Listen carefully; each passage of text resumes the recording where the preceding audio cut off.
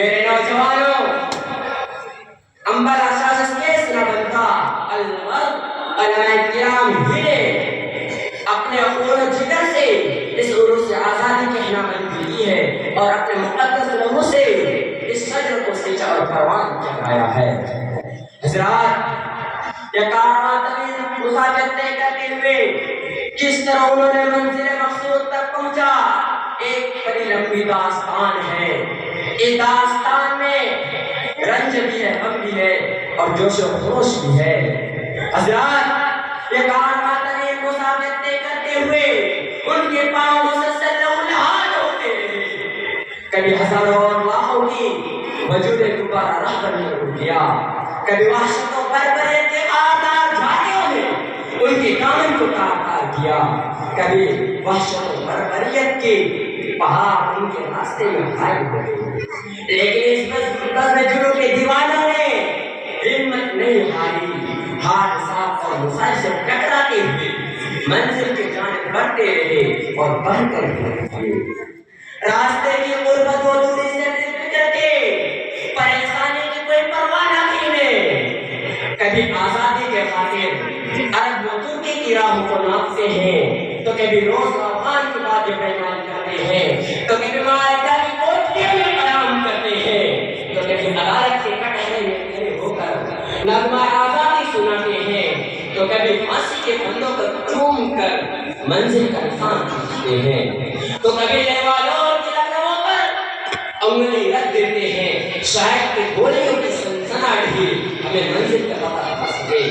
غرض کے ان دیوانوں نے ہر طرح سے منزل مقصود تک پہنچنے کی کوشش کی اور پہنچ کر ہی رکھ دیے۔ تاریخ ہند ہم سے کہتی ہے، اس بس کے جنوں کے دیوانے ہر راہ سے پہنچے محفل تک، بیٹا بھی انگلی عام بھی سے لے کر سارے تک۔ ہاں، سنگ کی گرہ پہ لکھتے تھے اپنا دل ناداں کا حال، ہاں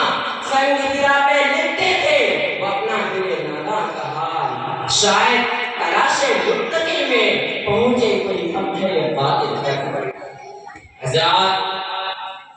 جب ہندوستان کی مقدس سرزمین پر انگریزوں کا ناپاک سایہ پڑا، جب ہندوستانیوں کو غلام بنایا جانے لگا، ہندوستانیوں کے خون پسینے انگریزوں کے خون سے لہذا ہونے لگے، ہندوستانیوں کو غلام بنایا جانے لگا، تو ایسے نازک وقت میں جس سے عالم بغاوت بلند کیا، وہ محدث کبیر امام جلیل رئیس الدلہ فخر جہل مغرب پن نازش وطن شاہ عبدالعزیز بن واحد رحمۃ اللہ محدث دہلوی ہے۔ یہ وہی مرد مجاہد درویش خدا تھے جنہوں نے وقت سے بہت پہلے مسلمانوں کے لیے نصر العین کا اعلان فرما دیا تھا، جہاں تک پہنچنے کے لیے لوگوں کو، ہم سب کو، مسلمانوں کو برسہ برس کے انتظار کرنا تھا۔ حضرات، شاہ عبدالعزیز کا فتویٰ گویا کہ ایک برقع پیما تھا جو دشمنوں کے نفی تمنا پہ گر پڑی، انگریزوں کی نیند حرام ہو گئی، انگریزوں کے سینے میں ململے مچلنے لگے، انگریزوں کے حوصلوں نے آنگڑائیاں لینے شروع کر دی، ہر جگہ آزادی کے پرچم لہرانے لگے۔ حضرات، مسند درس پر بیٹھ کر قرآن و حدیث کے درس دینے والے علماء کرام، مشائخ اعظام، اپنے خون جگر سے شمع اسلام روشن کرنے والے، مدرسے اور خانقاہوں کو چھوڑ کر میدان میں آ نکلے